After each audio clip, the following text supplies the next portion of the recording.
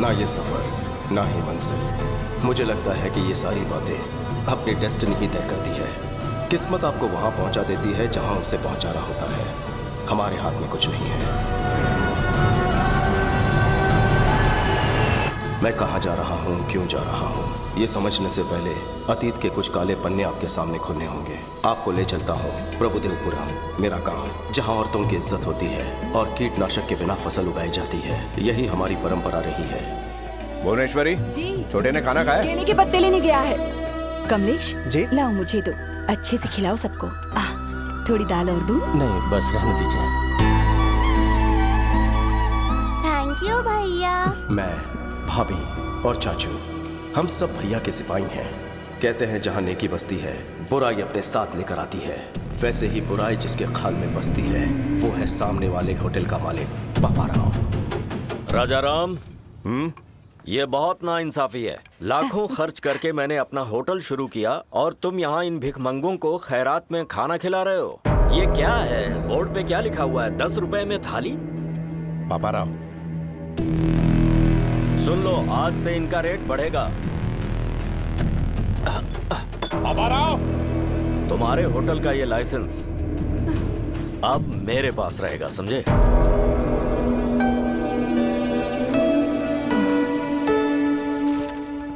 आप प्लीज उसके खिलाफ कोई एक्शन लीजिए, मेहरबानी। फिक्र मत कीजिए, चलता हूँ सर। न्याय कीजिए। सुना है राजा राम ने कंप्लेंट लिखवाई है। ये रही कंप्लेंट, इसमें चखना डाल के लाया हूँ।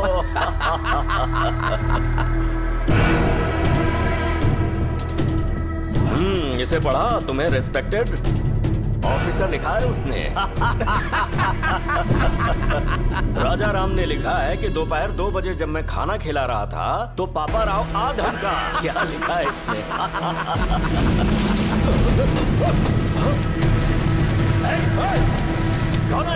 जाओ, पकड़ो उसे। ठीक से सफाई करना, गंदगी मुझे पसंद नहीं राजा राम है। जी। कैसे आना हुआ सर? आपके छोटे भाई को पुलिस स्टेशन बुलाया गया है। अब क्या किया उसने? रात को पापा राव के गोडाउन में आग लगा दी। आग लगा दी?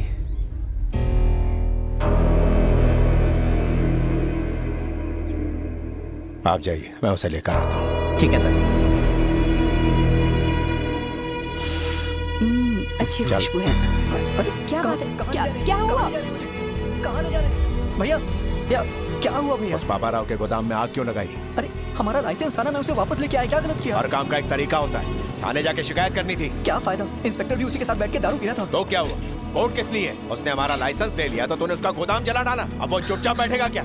आज और अभी इस सिलसिले को खत्म करना होगा, चाहे पुलिस कोई भी सजा दे। पहले सजा उस पापा राव को मिलनी चाहिए। विक्की, मेरी हर बात को काटना जरूरी है क्या? विक्की, ये सब सोचने के लिए तो भी बहुत छोटा है। अगर कुछ हासिल करना है तो सिर झुका हुआ होना चाहिए, व्यवहार में विनम्रता होनी चाहिए और जुबान काबू में, नहीं तो जीवन में कभी बड़ा आदमी नहीं बन पाएगा। भैया, आप हमेशा यही शिक्षा देते हैं। आपने क्या कर लिया? अपना रास्ता मैं खुद अपनाऊंगा। कौन सा रास्ता अपनाएगा तू? हर दिन पुलिस से पंगा लेगा? बर्बादी के रास्ते पर चलना है तुझे? चल, जेल की हवा खाएगा तब अकल ठिकाने आएगी। चल चल। भैया, अब कुछ बन के ही वापस लौटूंगा। ए विक्की!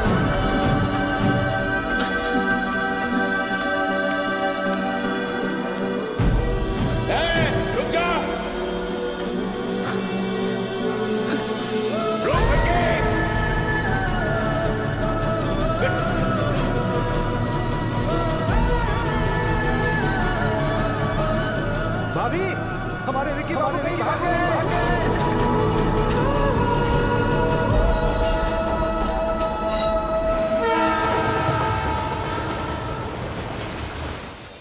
और इस तरह से मैं कोलकाता पहुंच गया।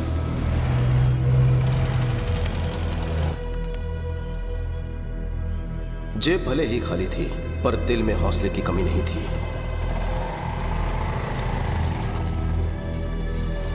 ये लीजिए आपका डोसा। ओके, आपके लिए कुछ लाऊं क्या? अरे चिल्लर पार्टी, तुम भी आ गए? अरे चाचा, हाँ। रात को कोई बच्चा भूखा ना सोए। ठीक है भाई। अरे सुनो, जल्दी से बच्चों के लिए खाना बनाओ। ए चाचा जी साहब। उस छोकरे को भी कुछ खिला दो। ए छोटू, तुम भी आके कुछ खा लो।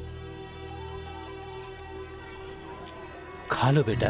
मेरे पास पैसे नहीं चिंता मत करो, साहब पैसे दे देंगे। है। मुफ्त का खाना मैं नहीं खाऊंगा। बेटा खाना तो खाना होता है, क्या फर्क पड़ता है। ऐसे खाऊंगा तो खैरात होगी, अपनी मेहनत से खाऊंगा तो सुकून मिलेगा। किसी से भीख लेना मुझे मंजूर नहीं है।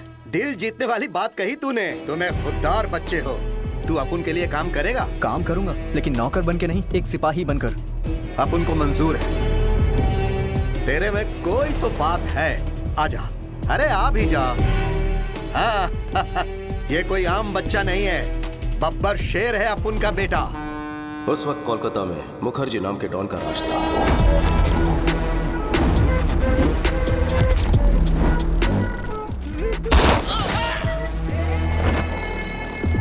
एक सरकारी कॉन्ट्रैक्ट के लिए गुप्ता ने एक टेंडर भरा। वो 2 करोड़ रुपए ले जा रहा था। तभी मुखर्जी के आदमियों ने उसे रोक लिया ताकि उसे वो कॉन्ट्रैक्ट ना मिले। जो कोई आगे बढ़ेगा उसको जहन्नुम में पहुंचा दूंगा।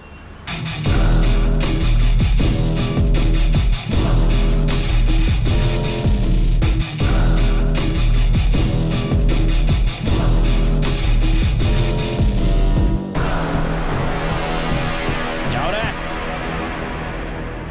बेटा,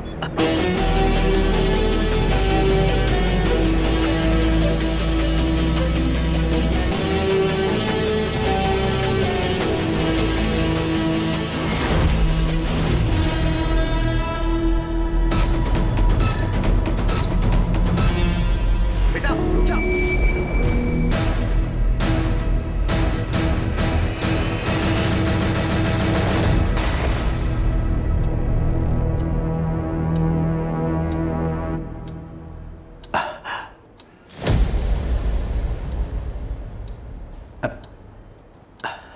अगर आपको कॉन्ट्रैक्ट चाहिए तो 10 मिनट के अंदर 2 करोड़ जमा करवाना होगा। अरे यार, गुप्ता भूल जाओ इस कॉन्ट्रैक्ट को, और साथ में छोटू को भी। बहुत बड़ी रकम है, वो लेके भाग चुका होगा। उस पे कुछ ज्यादा ही भरोसा कर लिया तुमने। तुम्हें कितनी बार समझाया था, लेकिन तुम नहीं समझे। इस पोर्ट एरिया में सिर्फ मेरा साम्राज्य चलेगा, मुझे कोई चुनौती नहीं दे सकता। गलत। आ गया अपुन का शेर।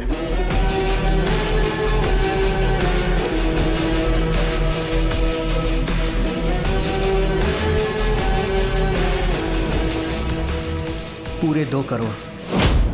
हे, क्या बोला था कि वो भाग गया होगा? नहीं आएगा। तेरे सामने खड़ा है, तेरे को चुनौती देने वाला अपुन का शेर। याद रखना तू, इसका ये पहला कदम तेरे अंत का आगाज है। चल बेटा।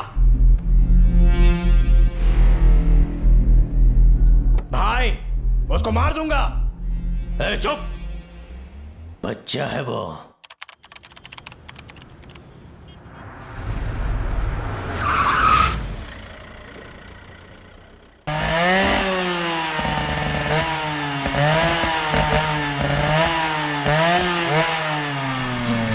नहीं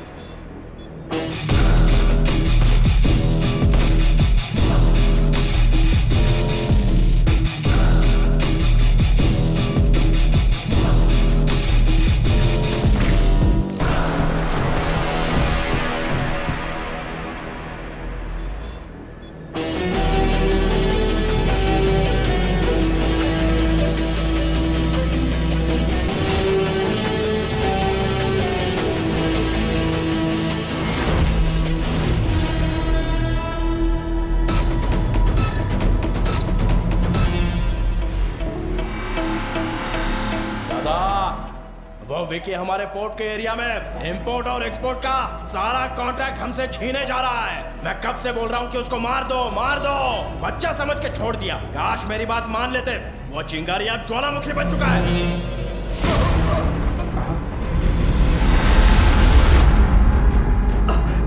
आखिर में गुप्ता को एक ढाल बना के उस मुखर्जी के शहजादे ने मुझे टारगेट करने की कोशिश की। पापा ने हाथ बांध रखे थे इसलिए शांत बैठा था। विकी को हथियार बनाकर हम पर वार करता रहा। हमारे हर एक काले धंधे को ये खराब करता रहा। हे, देखते हैं तुझे कौन बचाएगा।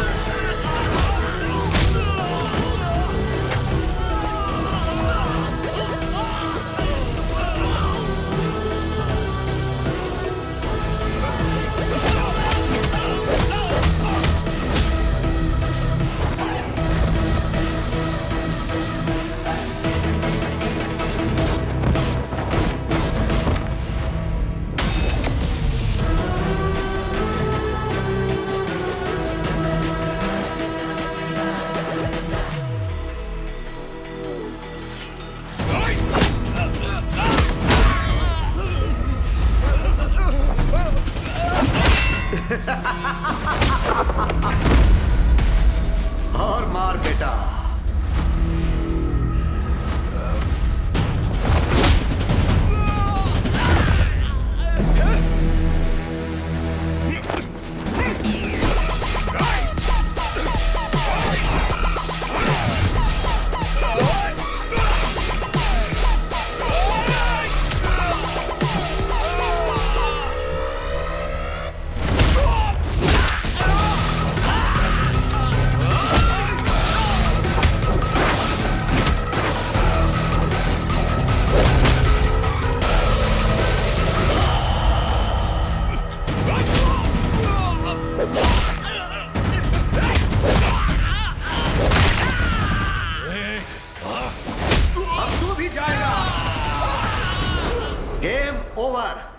शोरूम का शटर डाउन मुखर्जी। याद रखना नाम है विकी। तुझे बताया था ना अपना बंदा बैड है।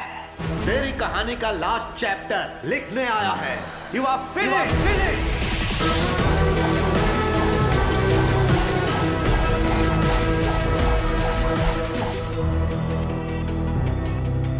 भैया ने कहा था कुछ नहीं कर पाऊंगा, पर अपनी हिम्मत, ताकत और जिद से मैंने शोहरत, दौलत और कामयाबी की बुलंदियां छू ली। बस मेरी लाइफ में लव की कमी थी, वो कमी पूरी की भैरवी ने। एक दूसरे से प्यार करते हो, भैरवी ने बताया। देखो बेटा, इस उम्र में प्यार होना स्वाभाविक बात है, लेकिन शादी अलग बात है। दो परिवारों का संगम है। मुझे अपने घर का पता दो, मैं तुम्हारे घर वालों से बात करूंगा। वो बड़े लोग घरों में नहीं रहते हैं सर, इनको 5 स्टार होटल चाहिए। हम तो वहीं रहते हैं। वो 5 स्टार होटल में ही रहते हैं, घर हो या ऑफिस। ओह, ऐसी बात है क्या? अभी तक मकान का ठिकाना नहीं और घर बसाने का सपना देख रहे हैं? बॉस रुक, घर का क्या है सर? अकेले था इसलिए घर का ख्याल नहीं आया। बताइए कोलकाता में किस एरिया में घर चाहिए? कल सुबह तक एक बड़ा सा बंगलो खरीद लेता हूँ आपके लिए। घर मतलब ईंट पत्थर से बना मकान नहीं, परिवार से घर बनता है। पैसा सुख सुविधाएं दे सकता है, लेकिन परिवार साथ हो तो खुशहाली आती है। मुझे लगता है ये सब किताबी बातें हैं सर। शादी के बाद में कौन साथ में रहता है? गलत। सोने की थाली होकर भी कईयों की भूख मर जाती है। रेशम के बिस्तर पर भी उन्हें चैन की नींद नहीं आती। पैसा व्यर्थ लगता है। जानते हो क्यों? खुशियां मनाने या दुख दर्द बांटने के लिए कोई अपना होना चाहिए, सच्चा हमदर्द। अपनों के बिना कितना भी पैसा हो तुम गरीब ही रहोगे। घर में चाहे नौकरों की फौज हो, पर तुम अनाथ ही रहोगे। मैं अपनी बेटी का हाथ तुम जैसे अनाथ को सौंपूं, ये बिल्कुल नहीं हो सकता।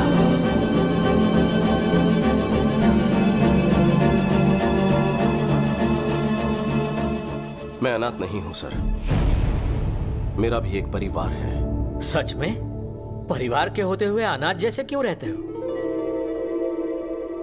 बचपन में ही उनसे लड़कर घर छोड़कर मैं चला गया। झगड़े किस घर में नहीं होते? झगड़े हम लोग भी करते हैं, लेकिन अगले ही पल एक हो जाते हैं। ये जो हम है ना, यही परिवार है। सुनो बेटा, परिवार में मतभेद हो सकते हैं, पर मन में नहीं। मेरी बेटी तुम्हारी होने से पहले दोनों परिवारों को मिलना होगा। शुभेच्छा। 14 साल के वनवास के बाद भैया भाभी से मिलूंगा। मुझे देखते ही पूछेंगे इतने साल में कहाँ था। पता नहीं मैं उन्हें क्या जवाब दूंगा, किस तरह उनका सामना करूंगा। भाई को मैं कैसे बताऊंगा कि मैं किस राह पर चल पड़ा हूं। वो अन्याय और हिंसा सहन नहीं कर पाएंगे।